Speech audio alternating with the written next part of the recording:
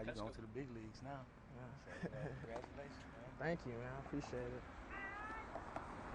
Yeah, so my name is Damilare Sonoiki. I'm a student at Harvard University. I'm going to be a senior this year, and I've been in Houston since 1997. And where were you before 1997? I lived in Nigeria for until I was 6. Okay.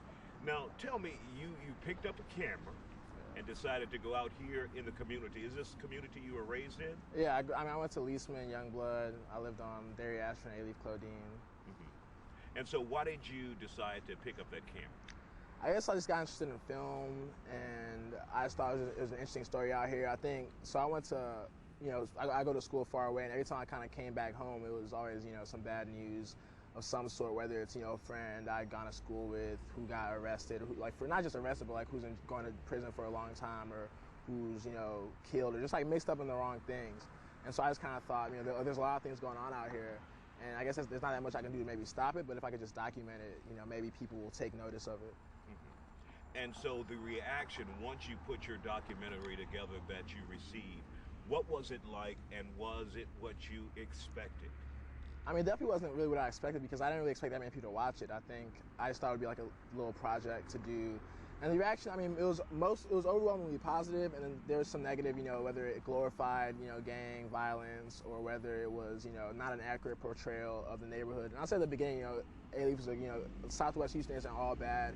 It's a great neighborhood, but there's, like T said, there's like an underground, there's, things that are going on over here that people should take notice of. Do you think, from your perspective, looking back now at the work that you've created, that you may have glorified gang violence and gang members in this area? I think that if you watch the whole thing, no, but I think there's a lot of people who didn't watch the entire thing. I think I broke it up into sections, and at the end it was kind of like positivity and a lot of people saying, people who were in gangs saying, if I could go back, I wouldn't be in a gang. I would just be a normal person. I would go to school, whatever. But I think there are people, if you watch the first half, I think, yeah, you could come away with the opinion that it glorifies gang violence. But I think if you watch the whole thing, you'll see it's pretty neutral. And at the same time, I didn't really want to take a stance of any sort. I think I just want to, put the camera, let it roll, and capture what it captured.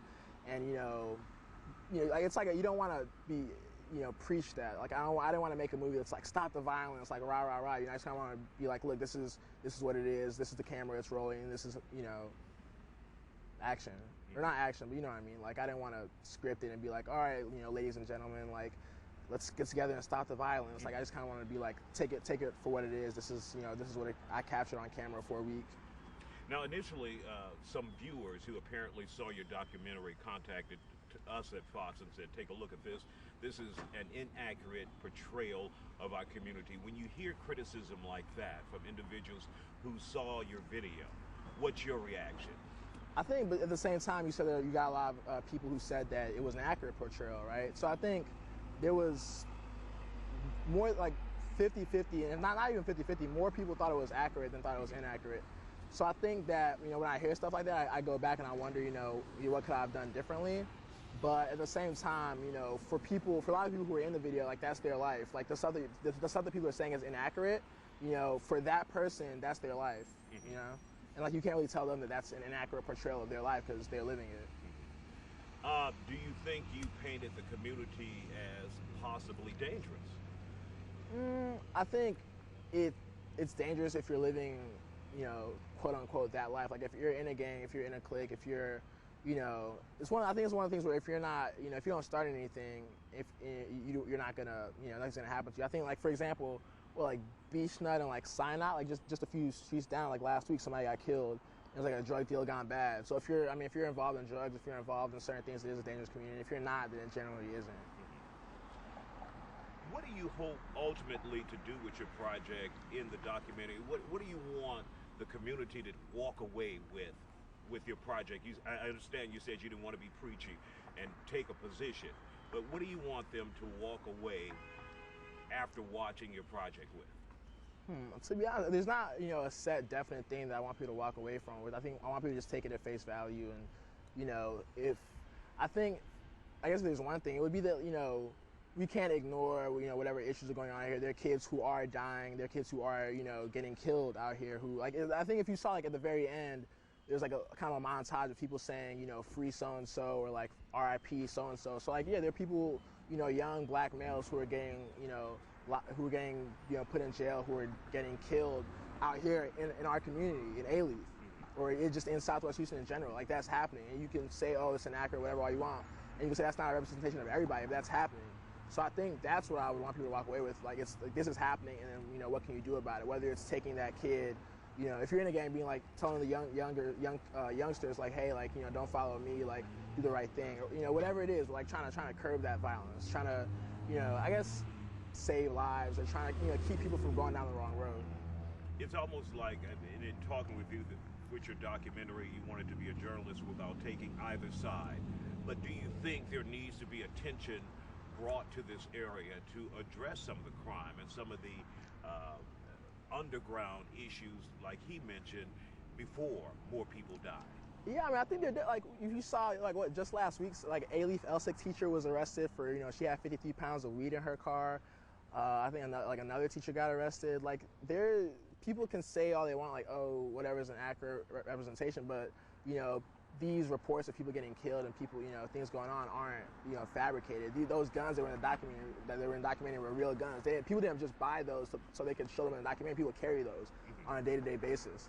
So I think there does need to be some attention. I was reading an article today in, you know, I follow Channel 13 News on Twitter, and there was some, sorry Fox, I follow you all too, but there was some, you know, someone, there's an article, like, you know, someone shot in a drive-by in Southwest Houston, and I was just reading the comments. One of the comments was like, you know, Mayor Parker continues to ignore, like, the most dangerous part of town, like something along those lines. I wouldn't say this is the most dangerous part of town. There's, like, you know, you have Fifth Ward, Third Ward, like South Park, all these other parts of town, but I think, you know, it is getting more, you know, like, more, there's crime around here. Like, there's, you know, and it shouldn't be ignored. I don't know, you know, what level, like, whether it's the mayor or whoever, but there is a lot of stuff going on out here that's not necessarily positive. There's a lot of stuff going on here that's positive, and I wish you know, in retrospect, I kind of wish I'd focused a little bit more on that in the documentary, but there's, you know, a lot of stuff going on here that's, you know, not positive, that needs to be addressed. Man, it's hot. There is, making the documentary, were you surprised at the access that you were given by individuals who would ordinarily, you know, shun away from showing those types of weapons and things like that, with the exception of him because he had his license, but were you surprised at the access you were granted? I mean, not really, because I started out with people that I knew. When I didn't know them directly, I knew them, you know, through friends or whatever. I mean, it's a pretty small community. So, you know, if either you know somebody who knows somebody.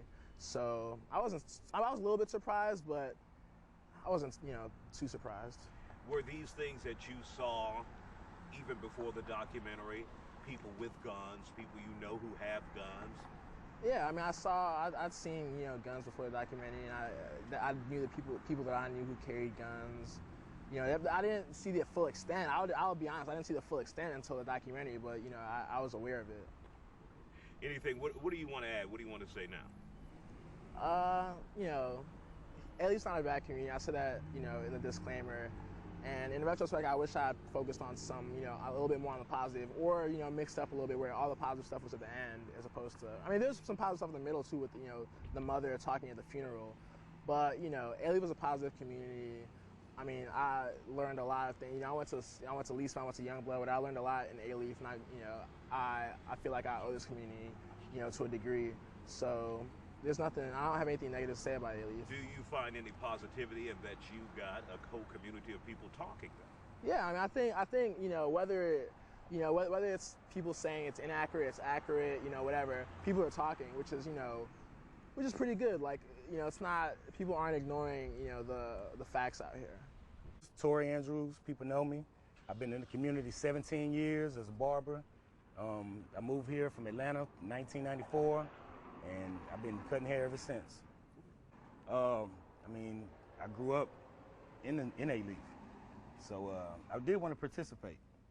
A lot of people who saw the documentary were shocked at what they witnessed, you know, individuals who carry guns either for fun or for survival in this area. Is it really that bad? And did you think you would shock people in what you would show is happening in your community? Well, it was. I think it was a glorified. They glorified it a little bit more. You know, you don't need a gun to walk down the street unless you have a business or you you want to protect yourself. But just having guns for trouble, I don't think that's a good thing. I don't think just having guns to show I have guns, because they sell guns all day. But I don't think in the Southwest side you need them for survival. I don't think you need them for just need them for protection.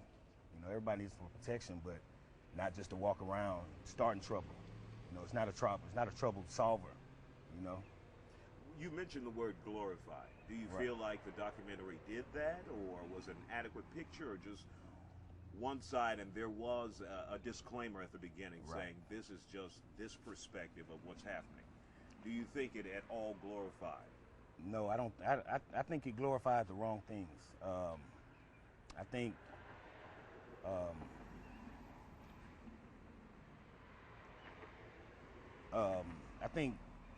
when it comes down to, I know it's summertime, a lot of kids out of school, a lot of kids want to be what they see on TV, what they hear in the rap music.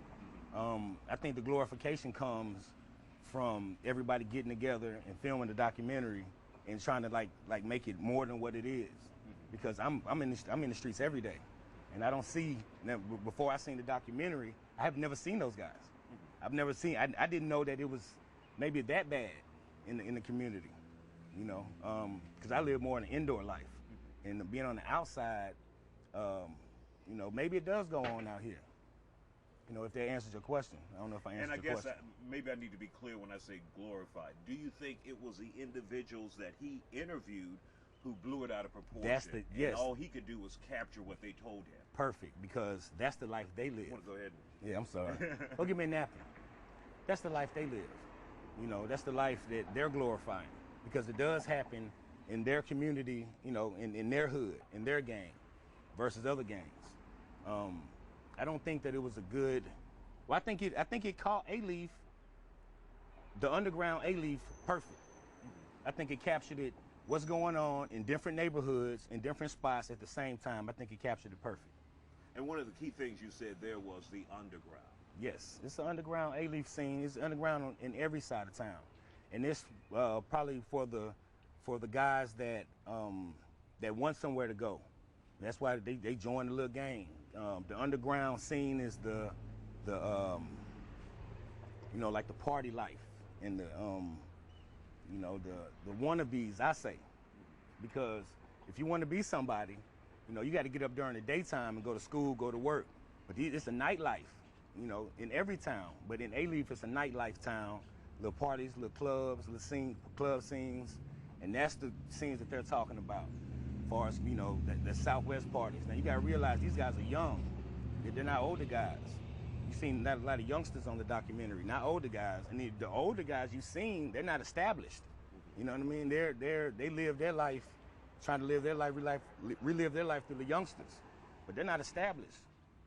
My generation, we grew up going to school, becoming somebody, graduating, things of that nature. But I think the younger guys in A-Leaf are kind of misguided. There's no one really out here taking a stand and having something for these young guys. Nowhere to go. So they go around their own little neighborhood. With that being, and you can go ahead and wipe up. With that being said, do you think this is a dangerous community? Not at all. This is a wonderful community.